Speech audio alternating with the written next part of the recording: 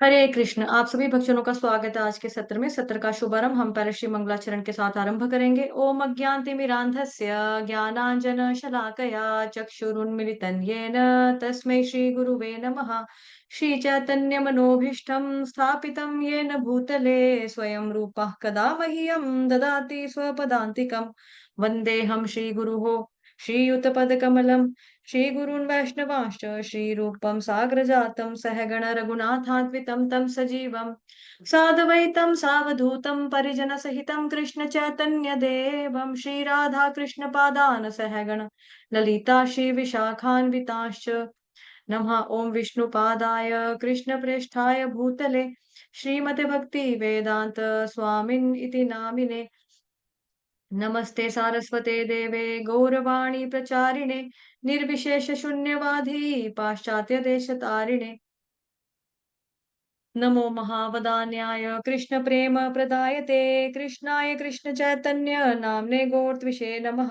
हे कृष्ण करुणा सिंधो दीनबंधो जगतपते गोपेश गोपिका कांत श्री राधा कांत नमोस्तुते। तप्त कांचन गौरांगी श्री राधे वृंदावनेश्वरी वृषभानुसुते देवी प्रणमामि हरिप्रिये। वाञ्छाकल्पतरुभ्यश्च कृपा सिन्धुभ्येव च पतितानां पावनेभ्यो वैष्णवेभ्यो नमो नमः। जय श्री कृष्ण चैतन्य प्रभु नित्यानंद श्री अद्वैत गदाधर श्रीवासादि गौर भक्त वृंद। हरे कृष्ण कृष्ण कृष्ण हरे हरे हरे राम राम राम हरे हरे। हरे कृष्ण कृष्ण कृष्ण हरे हरे राम राम राम हरे हरे। हरे कृष्ण। आप सभी भक्तजनों का स्वागत है आज के सत्र में। तो अगली कथा करेंगे दंत वक्र विदुरथ और रोमहर्षण का वध। आप में से जो भी भक्त पढ़ना चाहता है वो पढ़ सकता है।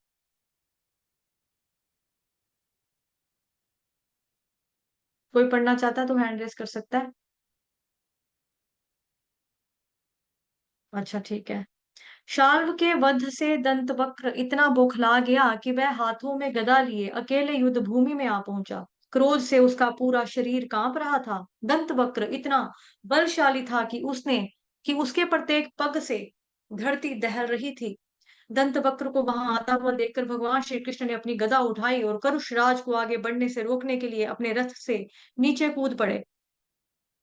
अपनी गदा उठाकर दंतवक्र ने कहा, मैं इसे अपना सौभाग्य कहूंगा कि आज मेरा सामना तुझसे हुआ है कृष्ण। यद्यपि तू मेरा मेरा भाई है, परंतु तूने चूंकि शाल और शिशुपाल जैसे मेरे मित्रों का वध कर दिया है, तेरी हत्या करके मैं उनके प्रति अपने कर्ज को चुकाऊंगा, ऋण को चुकाऊंगा। ठहर, आज मैं तुझे उसी प्रकार काट देता हूँ जिस प्रकार शरीर से फोड़े को काट दिया जाता है। यह कहकर दंतवक्र ने गर्जना करते हुए भगवान के सिर पर अपनी गदा से प्रहार किया। बिना किसी पीड़ा का अनुभव किए अथवा विचलित हुए बिना श्री कृष्ण ने अपनी कोमुद की गदा से उसकी छाती पर इतनी जोर से प्रहार किया कि उसके दिल के दो टुकड़े हो गए और वह रक्त वमन करता हुआ धरती पर धड़ाम से गिर गया। उसके केश बिखर गए और शरीर के अंग पीड़ावश फड़फड़ाने लगे। तब जिस प्रकार शिशुपाल के शरीर से प्रकाश स्फुलिंग निकला था, दंत वक्र के शरीर से भी वैसा ही स्फुलिंग निकला और भगवान श्री कृष्ण के शरीर में समा गया। आसपास खड़े लोग आश्चर्यचकित होकर यह सब कुछ देख रहे थे। तब दंत वक्र का भाई विदुरथ हाथ में तलवार और ढाल लेकर युद्ध भूमि की ओर दौड़ा। अत्यंत शोक और क्रोध के कारण उसकी सांसें बहुत तेज तेज चल रही थी। परंतु जैसे उसने श्री कृष्ण पर प्रहार करने का प्रयास किया, कृष्ण भगवान जी ने अपने सुदर्शन चक्र की सहायता से उसके सिर को मुकुट और कुंडलों सहित काट डाला। इन अपराजित शत्रुओं का वध करके श्री कृष्ण ने द्वारका में प्रवेश किया। देवता उनकी विजय के गीत गाते हुए उन पर फूलों की वर्षा करने लगे। नगर के निवासियों ने पूरे नगर को अत्यंत सुंदरता से सजाया हुआ और इस अवसर पर चारों ओर से उत्सव मनाए जाने लगे। कुछ ही समय पश्चात जब बलराम जी ने देखा कि कौरवों और पांडवों के बीच युद्ध को टालना मुश्किल हो गया है, असंभव हो गया है, तो वे तीर्थाटन का बहाना बनाकर द्वारका से निकल पड़े। चूंकि बलराम जी के दुर्योधन और युधिष्ठिर दोनों से बहुत अच्छे संबंध थे, इसीलिए वे किसी एक दल का पक्ष नहीं लेना चाहते थे। परंतु साथ ही उनके लिए वहां रहते हुए युद्ध में भाग ले पाना भी संभव नहीं था। इस दुविधा से खुद को बचाने के लिए उन्होंने तीर्थाटन की योजना बना ली। ब्राह्मणों के साथ वे सबसे पहले प्रभास क्षेत्र तथा गंगा, यमुना और सरस्वती के तटों पर बसे तीर्थ स्थलों पर गए। अंततः वे नैमिषारण्य पहुंचे, जहां अनेक ऋषि महर्षि एक महत्वपूर्ण यज्ञ कर रहे थे। बलराम जी को आया हुआ देखकर पूरी सभा पूरी सभा उनके सम्मान में खड़ी हो गई। उन्हें एक सुंदर आसन देकर ऋषियों ने उन्हें प्रणाम किया और भगवान के रूप में उनकी पूजा की। परंतु इसी बीच बलराम जी ने ध्यान दिया कि व्यासदेव के शिष्य रोमहर्षण ने ना तो उनका स्वागत किया और ना ही उनको देखकर वे व्यास आसन से खड़े हुए। स्वयं को भगवान से भी श्रेष्ठ मानते हुए रोमहर्षण व्यास आसन से नहीं उठे थे, और इसे देखकर बलराम जी अत्यंत क्रुद्ध हो गए। उन्होंने कहा, यह मूर्ख रोमहर्षण सूत सूत अर्थात जिसका जन्म ब्राह्मण स्त्री और क्षत्रिय पुरुष के द्वारा हुआ हो, वैदिक शास्त्रों में इसे अनुचित माना गया है। स्वयं को यहाँ उपस्थित समस्त ब्राह्मणों तथा मुझसे भी श्रेष्ठ मान रहा है खुद को। निश्चित ही यह मृत्यु के योग्य है। यद्यपि यह व्यासदेव का शिष्य है और इसने उनके विभिन्न शास्त्रों का ज्ञान प्राप्त किया है, परंतु इतना ज्ञान प्राप्त करने पर भी इसमें कोई सद्गुण नहीं है, अपितु इसका शास्त्राध्ययन एक अभिनेता द्वारा कंठस्थ किए गए अपने वाक्यों से अधिक कुछ भी नहीं है। ना तो इसका स्वयं पर नियंत्रण है और ना ही इसमें नम्रता है। यह अकारण ही अपने आप को बहुत बड़ा विद्वान मान बैठा है। ऐसे दंभियों और धर्मध्वजियों का वध करने के लिए मैंने इस संसार में अवतार लिया है। यह कहकर बलराम जी ने एक कुश घास का तिनका उठाया और उसकी नोक के स्पर्श से रोमहर्षण का वध कर दिया। इसे देखकर वहां पर उपस्थित साधुओं में त्राही मच उठी। नम्रता पूर्वक वे बलराम जी से विनती करने लगे, हे भगवान साकर्षण, आपने यहाँ पर बहुत बड़ा धर्म किया है। हमने रोमहर्षण को अपना आचार्य चुनकर उन्हें व्यास आसन पर बिठाया था और उसे दीर्घायु के साथ साथ समस्त कष्टों से मुक्ति का भी आशीर्वाद दिया था। यह सुनकर बलराम जी ने ऋषियों से कहा, हे ऋषियों, यदि ऐसा है तो निश्चित ही मैं इसका प्रायश्चित करूंगा। कृपया मुझे बताओ कि मुझे क्या करना होगा। यदि आप चाहें तो इसे मैं पुनः जीवन दान प्रदान करके आपके आशीर्वाद को पूरा कर सकता हूँ। परंतु वे ऋषि भगवान के उद्देश्य में बाधा नहीं प्रकट करना चाहते थे, बनना चाहते थे। उन्होंने भगवान जी से कहा, भगवान जो हो गया सो हो गया, परंतु हमारी यही इच्छा है कि रोमहर्षण को दिया गया आशीर्वाद, जो हमारा हमारा आशीर्वाद है, वो निष्फल ना जाए। उनकी इस इच्छा को पूरा करने के लिए बलराम जी ने परामर्श दिया कि रोमहर्षण के पुत्र उग्रश्रवा सूत को पुराणों का वक्ता बनाया जाए और उसे दीर्घायु और इंद्रिय निग्रह का आशीर्वाद प्राप्त हो। इसके अतिरिक्त आपकी यदि कोई अन्य इच्छा है तो निसंकोच मुझसे कहिए। ऋषियों ने कहा, यहाँ इलवल राक्षस का पुत्र बलवल रहता है। वह प्रति अमावस्या और पूर्णिमा के दिन यहाँ आता है और हमारे यज्ञों पर पस, रक्त, मल, मूत्र, मदिरा आदि फेंककर यज्ञ स्थली को दूषित कर जाता है। यदि आप अप इस यदि आप उस असुर का वध कर देंगे तो हमें बड़ी राहत मिलेगी। यह कार्य करने के बाद आप पुनः अपनी तीर्थ यात्रा जारी कर सकते हैं। हरे कृष्ण कृष्ण कृष्ण हरे हरे, हरे राम राम राम हरे राम हरे। राम हरे हरे।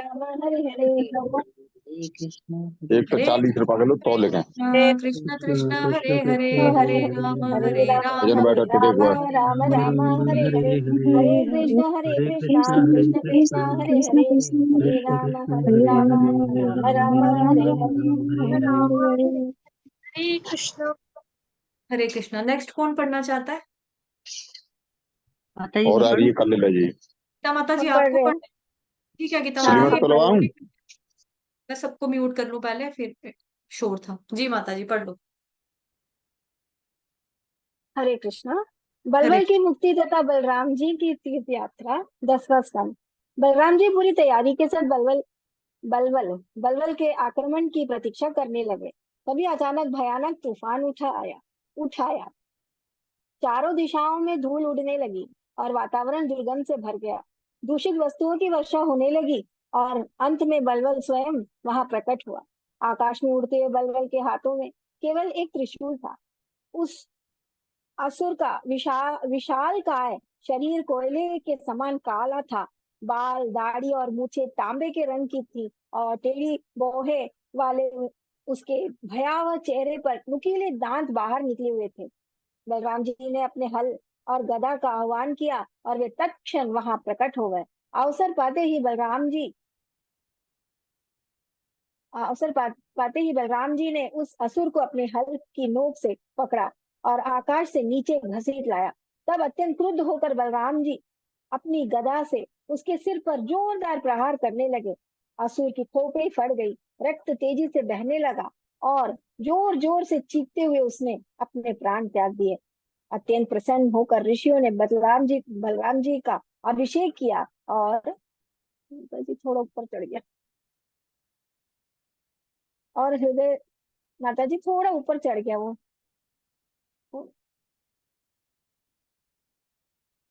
ऋषि- अत्यंत प्रसन्न होकर ऋषियों ने बलराम जी का अभिषेक किया और हृदय से उनके लिए प्रार्थना करते हुए उन्हें आशीर्वाद देने लगे। उन्होंने उन्हें कभी न मुरझाने वाले कमल फूलों की माला पहनाई तथा अनेक बहुमूल्य वस्त्र एवं आभूषण भेंट स्वरूप दिए। ऋषियों से अनुमति लेकर बलराम जी ने कुछ ब्राह्मणों के साथ वहां से प्रस्थान किया और अपनी तीर्थ यात्रा जारी की। वहां से बलराम जी प्रयाग होते हुए गया पहुंचे। वहां उन्होंने अपने पिता के निर्देशानुसार विष्णु मंदिर में अपने पूर्वजों का श्राद्ध किया।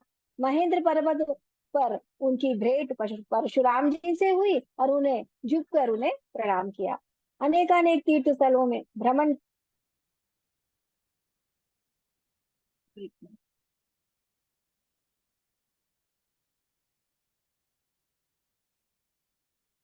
हाँ, अनेकानेक तीर्थ स्थलों में भ्रमण करने के पश्चात बलराम जी बालाजी पहुंचे और फिर वहां से श्रीरंग होते हुए सेतुबंध पहुंचे, जहां भगवान राम ने लंका तक जाने के लिए सेतु का निर्माण किया था। उस स्थान पर बलराम जी ने वहां निवास कर रहे ब्राह्मणों को 10,000 गाय दान में दी और फिर वे मलय पर्वत पर निवास कर रहे अगस्त्य ऋषि से भेंट करने गए। बलराम जी कन्याकुमारी के नाम से विख्यात दुर्गा देवी के मंदिर भी गए। पूर्व काल में भगवान राम भी इस स्थान पर आए थे। पचाप पचापसरा कुंड पचापसरा कुंड पर उन्होंने फिर से 10,000 गायें दान में दी। पूरे केरल का भ्रमण करके बलराम जी भगवान शिव की पवित्र भूमि गोकर्ण में आ गए। अंततः प्रभास की ओर अंततः बलराम जी ने प्रभास की ओर मुख किया। उन्होंने कुछ ब्राह्मणों से महाभारत युद्ध में हुए भीषण हत्याकांड का समाचार सुना। धरती के कम हुए बोझ को देखकर बलराम जी को बहुत राहत मिली। परंतु जब उन्होंने सुना कि भीमसेन और दुर्योधन के बीच गदा युद्ध हो रहा है तो वे उसे रोकने की आशा से तुरंत कुरुक्षेत्र की ओर निकल पड़े। बलराम जी को देखते ही युधिष्ठिर, अर्जुन, नकुल तथा सहदेव ने उन्हें प्रणाम किया, परंतु ये विचार करके कि कहीं वे वहां पहुंचकर दुर्योधन का पक्ष न ले ले वे सब चुप रहे। यह जगत विदित था कि बलराम जी दुर्योधन के गदा गुरु थे और उसके प्रति उनका विशेष स्नेह था। बलराम जी ने देखा कि विशाल जनसभा के बीच दुर्योधन और भीमसेन उत्साह पूरा गदा युद्ध कर रहे हैं। क्योंकि दोनों गदा चलाने की कला में प्रवीण थे, इसलिए हार जीत का निर्णय नहीं हो पा रहा था। दक्षता में गदा घुमाते हुए प्रतीत होता था कि वे विजय की लालसा में रंगमंच पर नृत्य कर रहे हो। बलराम जी दोनों के हितैषी थे। उन्होंने कहा, दुर्योधन, भीम सुनो, भीम बल में श्रेष्ठ है और दुर्योधन गदा घुमाने की कला में, परंतु कुल मिलाकर तुम दोनों एक दूसरे परंतु उन्होंने परंतु उन्होंने उनके परामर्श पर ध्यान नहीं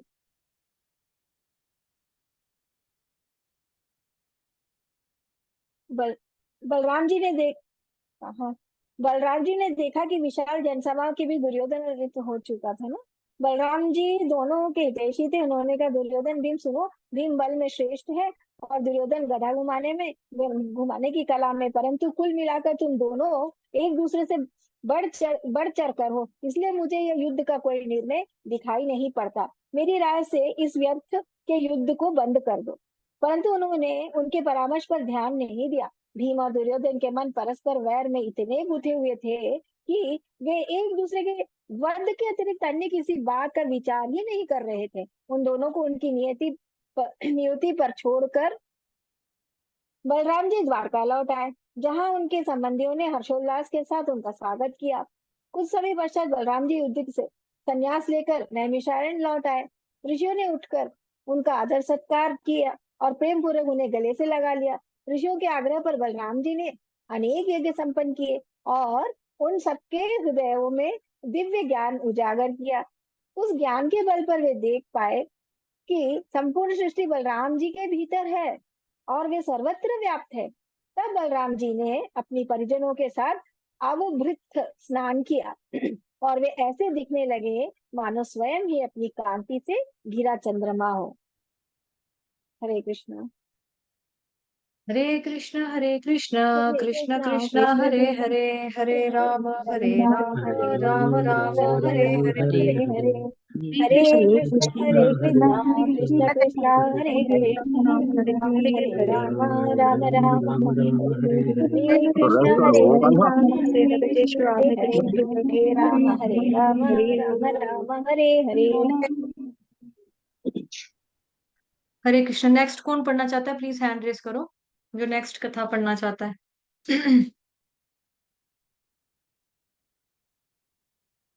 जी निवेदिता माता जी, एक सेकंड। जी। श्री कृष्ण से मिलने के लिए सुदामा ब्राह्मण की द्वारका यात्रा 10वां स्कंद। जीवन का सार समझने वाले तथा इंद्रिय भोग विलास से निवृत्त हो चुके व्यक्ति के लिए यह कैसे संभव है कि वह श्री कृष्ण की कथाओं को बारंबार न सुने। सच्ची वाणी वह है जो भगवान के गुणों का बखान करे। सच्चे हाथ वे हैं जो उनकी सेवा करे। सच्चा मन वह जो घट घट में बसने वाले भगवान का स्मरण करे। सच्चे कान वे हैं जो केवल उनकी कथाओं को सुने। उसी सिर का जीवन सार्थक है जो भगवान के सामने झुके। और सच्ची आंखें वही हैं जो केवल भगवान को देखें।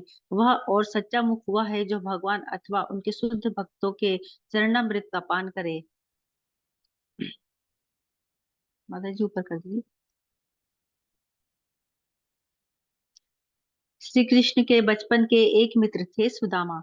वे वैदिक ज्ञान में पारंगत तथा सांसारिक भोग विलास से विरक्त थे। अपनी पत्नी के साथ रहते वे भगवत इच्छा से प्राप्त वस्तुओं में संतुष्ट रहते। वे धन संग्रह के लिए कार्य नहीं करते। उनका मन अनुद्विग्न रहता तथा इंद्रियां अपने नियंत्रण में। चूंकि वे अत्यंत निर्धन थे, इसलिए उनके पास भोजन वस्त्रादि की पर्याप्त सुविधा तक नहीं थी। उनकी पत्नी बहुत क्षीण काया दिखती थी। सुदामा की पत्नी इतनी दुर्बल थी कि सूखे पत्ते के समान कांपती रहती थी। परंतु अपनी चिंता न करके वह सदैव अपने पति की चिंता करती रहती। यद्यपि उसने कभी अपने पति को निर्देश देने का प्रयास नहीं किया, फिर भी एक दिन वह उनके पास गई और बोली, तुम्हारे मित्र कृष्ण स्वयं भाग्य लक्ष्मी के पति हैं और ब्राह्मणों के हितैषी हैं। कृपया उनके पास जाओ ना। वे साधु संतों का बहुत सम्मान करते हैं और निश्चित ही तुम्हें प्रचुर धन संपत्ति देंगे। सुदामा के मन में श्री कृष्ण से कोई भौतिक वस्तु मांगने की इच्छा नहीं थी, परंतु बारंबार अपनी पत्नी के कहने पर उन्होंने विचार किया, द्वारका जाकर चाहे मुझ कुछ मिले या ना मिले, श्री कृष्ण के दर्शन करना मेरे जीवन का सर्वोच्च सौभाग्य होगा। तब सुदामा ने अपनी पत्नी से श्री कृष्ण को भेंट देने के लिए कोई वस्तु मांगी।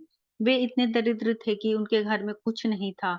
ब्राह्मणी पड़ोस से 4 मुट्ठी भर चिवड़ा मांग कर ले आई और एक फटे पुराने कपड़े में लपेटकर अपने पति को दे दिया। उस चिवड़े को लेकर सुदामा द्वारका के लिए निकल पड़े और रास्ते भर यही विचार करते रहे कि श्री कृष्ण से मिलने पर वे क्या करेंगे। यद्यपि यदुओं के राजमहलों तक पहुंचना अत्यंत कठिन था, परंतु साथ में कुछ स्थानीय ब्राह्मणों के होने से सुदामा ने आसानी से सेना की 3 छावनियां तथा 3 विशाल द्वार पार कर लिए। विष्णुओं के महलों से गुजरने के बाद अंततः सुदामा ने श्री कृष्ण की एक रानी के महल में प्रवेश किया। उस भव्य महल में प्रवेश करते ही सुदामा को लगा मानो वे प्रतिक्षण दिव्य आनंद के समुद्र में गोते लगा रहे हैं।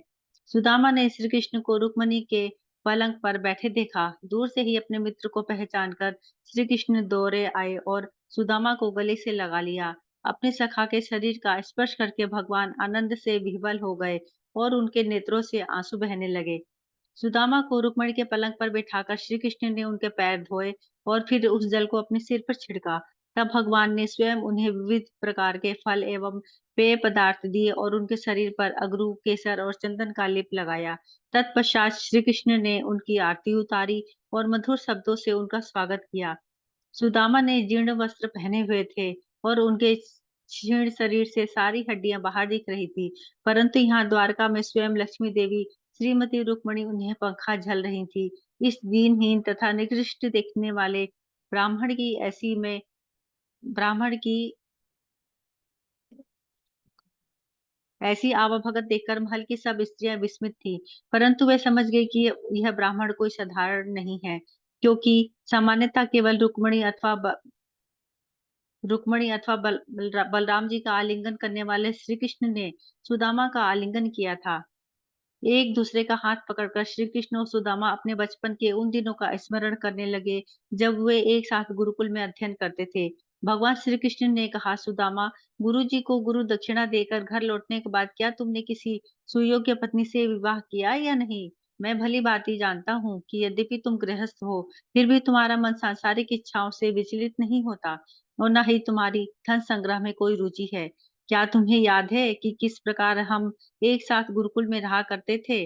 परमात्मा रूप में मैं किसी व्यक्ति के पूजा पाठ, ब्राह्मण दीक्षा, तपस्या अथवा आत्म नियंत्रण से उतना प्रसन्न नहीं होता जितना उसकी गुरु भक्ति से प्रसन्न होता हूँ। शायद तुम्हें स्मरण होगा कि एक बार हमारी गुरु माता ने हमें जंगल से लकड़ी लाने के लिए भेजा और जब हम जंगल से लौट रहे थे एक भयानक तूफान आ गया। धूल उड़ने के कारण हम अपना रास्ता नहीं खोज पाए और फिर कुछ ही समय में बिजली की गड़गड़ाहट के साथ बारिश होने लगी। प्रतीत होता था मानो प्रलय हो जाएगा। याद याद है सुदामा, उस समय हम कितने डर गए थे। उस घनघोर अंधेरे में हमने एक दूसरे का हाथ पकड़कर सारी रात गुजारी। सूरज उगने पर जब हमारे गुरुजी ने देखा कि हम दोनों गुरुकुल में नहीं हैं, वे तुरंत अपने कुछ शिष्यों के साथ हमें ढूंढने के लिए निकल पड़े। अंततः हमें देखकर उन्होंने कहा, पुत्रों, तुमने मेरे लिए कितने कष्ट सहन किए हैं। प्रत्येक प्राणी को अपना शरीर अत्यंत प्रिय होता है, परंतु अपना यह शरीर मुझे समर्पित करके तुमने अपने सुख की कोई भी परवाह नहीं की। तुमने एक सच्चे शिष्य के कर्तव्य को अच्छी तरह निभाया और अपने प्राणों सहित अपना सर्वस्व गुरु को समर्पित कर दिया। मैं तुम दोनों से अत्यंत प्रसन्न हूँ। मेरी यही कामना है कि तुम्हारी सब इच्छाएं पूरी हों और तुमने जो कुछ भी सीखा है, तुम्हारी स्मृति में वह सदैव तरोताजा बना रहे। इस तथा अगले जीवन में उस ज्ञान का सार कभी नष्ट ना हो। तब सुदामा ने कहा, हे देवादिदेव, गुरुकुल में आपके साथ निवास करते हुए भला ऐसा क्या था जो मुझे प्राप्त नहीं हुआ हो। हरे हरे हरे कृष्ण कृष्णा कृष्ण कृष्ण कृष्ण कृष्ण हरे कृष्ण हरे, हरे हरे हरे राम हरे राम राम राम राम राम हरे हरे हरे, हरे हरे हरे कृष्णा श्री हरे कृष्ण कृष्णा कृष्ण कृष्ण कृष्ण हरे हरे कृष्ण हरे हरे हरे राम हरे राम राम राम राम राम हरे हरे हरे, हरे हरे कृष्ण हरे हरे कृष्ण कृष्ण कृष्ण कृष्ण कृष्ण हरे हरे हरे, हरे हरे हरे राम राम राम राम राम हरे हरे राम हरे राम हरे हरे। माता जी नेक्स्ट भी आप कर लो, ये उसके साथ ही है। जी माता जी। सुदामा ब्राह्मण पर भगवान की कृपा, 10वां स्कंद। सुदामा के साथ घंटों बात करते हुए श्री कृष्ण निरंतर मुस्कुराते रहे। फिर अपने मित्र के संग का और आनंद लेने के लिए उन्होंने पूछा, लेकिन घर से तुम मेरे लिए क्या भेंट लाए हो? क्या भाभी ने मेरे लिए कुछ अच्छे पकवान नहीं भेजे? यद्यपि मैं स्वयं में संतुष्ट रहता हूँ, फिर भी मैं अपने भक्तों द्वारा लाए गए उपहारों का सम्मान करता हूँ। दूसरी ओर अभक्त व्यक्ति मुझे कितनी भी उत्कृष्ट वस्तुएं क्यों न दे, मेरी उनमें कोई रुचि नहीं होती। श्री कृष्ण प्रेम पूर्वक सुदामा को देख रहे थे, जानते थे कि वह अपनी तुच्छ भेंट देने में हिचकिचा रहा है। लक्ष्मी देवी के पति को मुट्ठी भर चिवड़ा देने में सुदामा जी को लाज आ रही थी और फलस्वरूप वे सिर झुकाकर बैठे थे। तब भगवान श्री कृष्ण ने सोचा, आज तक मेरे मित्र ने कभी मुझसे किसी भौतिक वस्तु की कामना नहीं की। मैं जानता हूँ कि यह केवल अपनी पतिव्रता पत्नी की बात रखने के लिए यहाँ आया है। इसलिए मैं सुदामा को इतना ऐश्वर्य दूंगा कि उसके सामने स्वर्ग का ऐश्वर्य भी फीका पड़ जाएगा। यह विचार करके श्री कृष्ण ने अचानक सुदामा के कंधे से लटका झोला छीन लिया और उत्साहपूर्वक कहा, अरे मित्र, यह क्या है? तो तुम मेरे लिए इतना स्वादिष्ट चिवड़ा लाए हो। जानते हो, यह उपहार न केवल मुझे अपितु संपूर्ण सृष्टि को संतुष्ट करने में सक्षम है। यह कहकर श्री कृष्ण ने उस चिवड़े की मुट्ठी भरी और खाने लगे। जैसे ही उन्होंने दूसरी मुट्ठी खाने का प्रयास किया, रुक्मणी देवी ने उनका हाथ पकड़ लिया और कहा, बस बहुत हो गया है। हे सर्वात्मा, किसी भी व्यक्ति को इस संसार तथा अगले संसार में समस्त सुख समृद्धि देने के लिए इतना पर्याप्त है।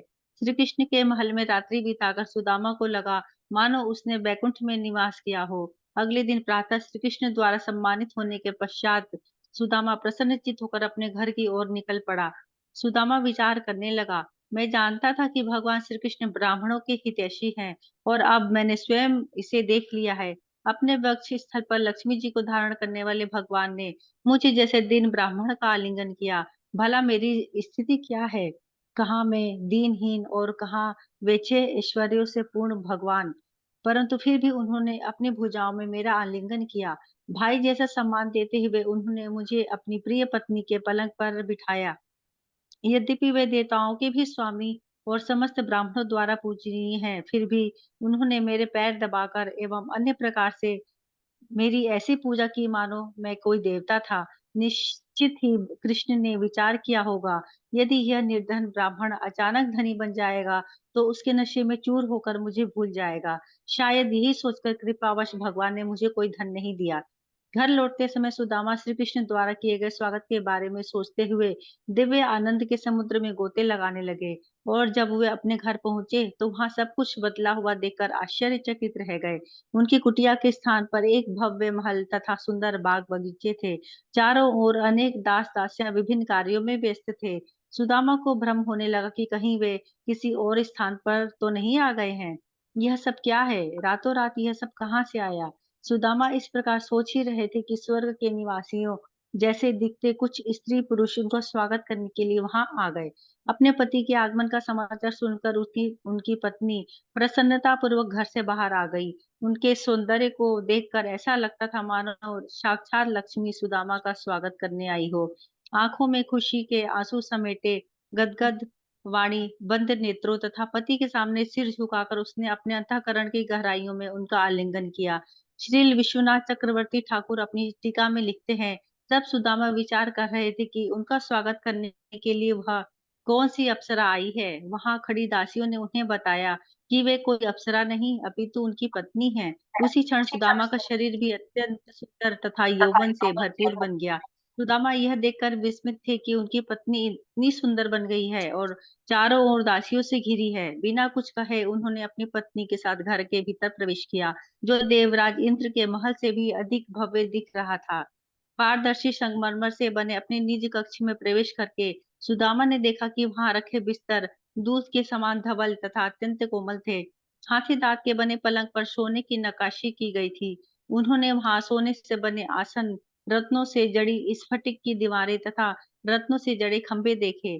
पहले तो सुदामा को समझ नहीं आया कि सहसा इतना बड़ा परिवर्तन कैसे हो गया, परंतु फिर वे विचार करने लगे, मैंने अपना पूरा जीवन निर्धनता में गुजारा। निस्संदेह मुझे यह सब धन और ऐश्वर्य इसलिए प्राप्त हो पाया है क्योंकि मुझ पर श्री कृष्ण की कृपा दृष्टि हुई है।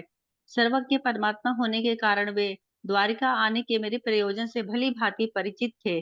यद्यपि उन्होंने इस विषय में मुझे कुछ नहीं बताया, परंतु जिस प्रकार वर्षा सहज ही धरती का पोषण करती है, श्री कृष्ण ने मुझे यह सब ऐश्वर्य प्रदान किया है। भगवान अपने सच्चे भक्त द्वारा दी गई छोटी से छोटी भेंट को भी बहुत मूल्यवान मानते हैं और अपने द्वारा दिए गए बड़े से बड़े वरदान को भी अत्यंत तुच्छ। इसलिए उस मुट्ठी भर चिवड़े को खाकर उन्होंने मुझे इतना ऐश्वर्य दे दिया। भगवान तो समस्त दिव्य गुणों के आगार हैं। मेरी यही कामना है कि प्रत्येक जीवन में मैं प्रेम पूर्वक उनकी सेवा करूं और उनके शुद्ध भक्तों के संग में उनके चरण कमलों के प्रति दृढ़ आसक्ति विकसित करूं। भगवान ऐसे भक्तों को राजसी ऐश्वर्य एवं शक्ति नहीं देते जो अभी तक शुद्ध भक्ति के स्तर पर दृढ़ता से स्थित नहीं हुए हैं, क्योंकि वे जानते हैं कि ऐसा ऐश्वर्य उन्हें घमंडी बनाकर उनके पतन का कारण बन सकता है। इसलिए मुझे जो ऐश्वर्य प्राप्त हुआ है उसका उपयोग मेरे इंद्रिय भोग में नहीं अपितु भगवान की सेवा में ही होना चाहिए। इस प्रकार अपने ऐश्वर्य को वैराग्य की भावना में स्वीकार करके सुदामा अपनी पत्नी के साथ आनंद पूर्वक रहने लगे। उन दोनों के लिए वह सब भगवान का प्रसाद था। फलस्वरूप वह ऐश्वर्य उनके पतन का नहीं अपितु दिन प्रतिदिन कृष्ण प्रेम में उत्थान का कारण बना।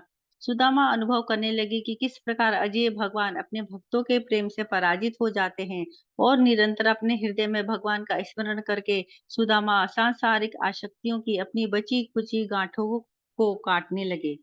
हरे कृष्ण कृष्णा कृष्ण कृष्ण कृष्ण हरे कृष्णा हरे हरे हरे हरे हरे राम हरे हरे राम राम राम राम राम राम हरे हरे हरे हरे हरे हरे हरे हरे कृष्ण हरे हरे कृष्णा हरे हरे कृष्ण कृष्णा कृष्ण कृष्ण कृष्ण कृष्ण हरे कृष्णा कृष्ण हरे हरे हरे हरे हरे हरे राम हरे हरे राम राम हरे राम राम राम हरे राम राम हरे कृष्ण हरे कृष्ण कृष्ण हरे कृष्ण कृष्ण कृष्ण कृष्ण हरे कृष्ण हरे हरे हरे हरे हरे राम राम राम राम हरे हरे राम राम हरे हरे। हरे कृष्ण हरे कृष्ण।